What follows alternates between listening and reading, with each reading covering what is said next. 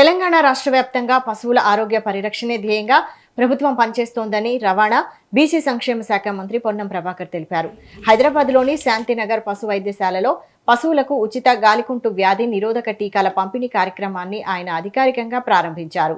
ఈ సందర్భంగా పశువులకు సోకే ప్రమాదకరమైన గాలికుంటు వ్యాధిని నివారించేందుకు ప్రభుత్వం ప్రతి 6 నెలలకు ఒకసారి ఉచితంగా టీకాలు వేస్తుందని ఆయన అన్నారు.